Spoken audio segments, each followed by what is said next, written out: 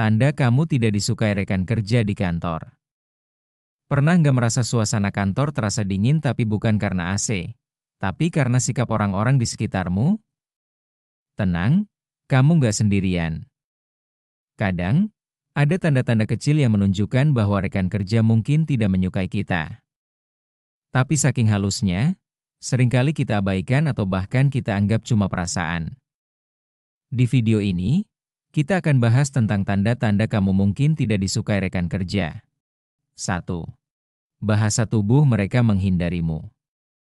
Bahasa tubuh tidak pernah bohong.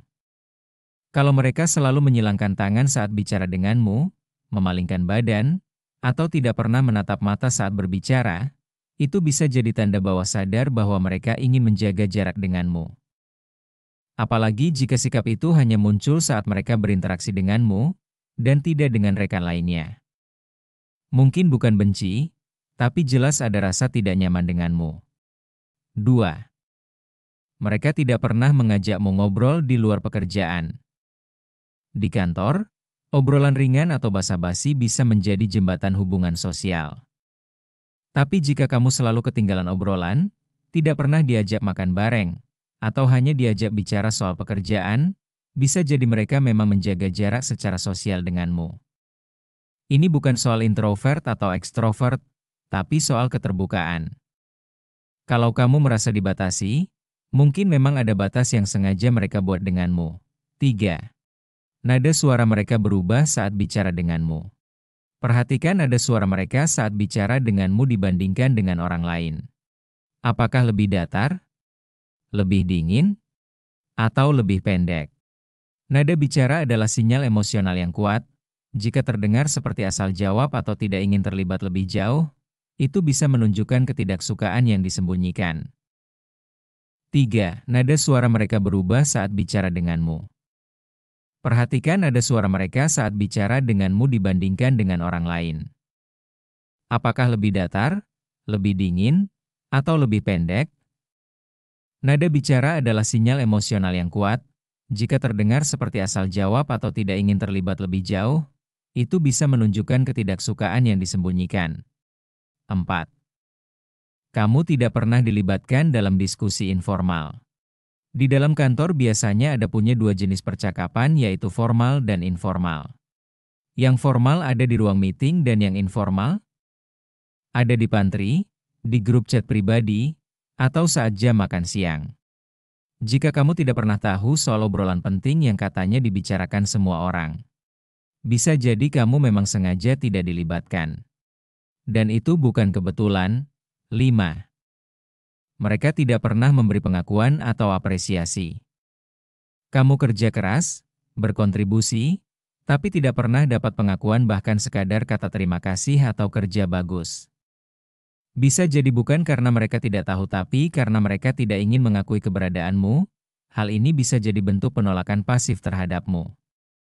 Hati-hati, karena jika dibiarkan, ini bisa membuatmu meragukan dirimu sendiri. 6. Mereka sering menyalahkanmu secara halus. Pernah tidak merasa dijadikan kambing hitam? Atau kalau ada kesalahan, kamu yang pertama kali disebut, meski kamu tidak terlibat langsung? Ini bukan sekadar ketidaksukaan, tapi bisa jadi bentuk sabotase sosial. Mereka tahu menyalahkanmu tidak langsung membuatmu jatuh, tapi bisa perlahan mengikis reputasimu. Perhatikan baik-baik pola ini. Karena kalau tidak kamu sadari, kamu bisa kehilangan kepercayaan tim atau atasan. 7. Candaan mereka selalu mengarah padamu. Candaan bersama teman bisa menyatukan hubungan pertemanan dalam kantor, tapi juga bisa jadi alat untuk menjatuhkan secara halus. Kalau kamu jadi bahan lelucon terus-menerus, terutama di depan orang lain, dan kamu merasa tidak nyaman tetapi tidak ada yang peduli, perlu kamu ingat itu bukan bercanda. Itu pelecehan sosial terselubung. Apalagi kalau kamu satu-satunya yang jadi target. 8. Kamu sering merasa dibekukan secara emosional. Dibekukan secara emosional adalah ketika kamu merasa hadir, tapi tidak dianggap kehadiranmu. Mereka tidak menyapa, tidak menanggapi pesanmu dengan antusias. Bahkan kadang pura-pura tidak melihat kamu lewat. Rasanya seperti tidak terlihat. Ini salah satu bentuk penolakan sosial yang paling menyakitkan.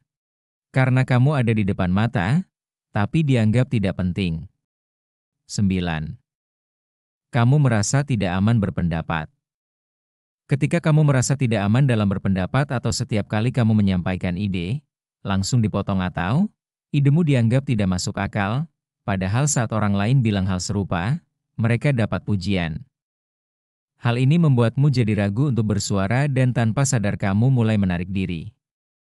Kalau kamu mulai takut berbicara karena reaksi mereka, itu tanda lingkungan kerjamu mungkin tidak sehat dan ada orang-orang yang memang tidak menyukaimu secara pribadi. 10.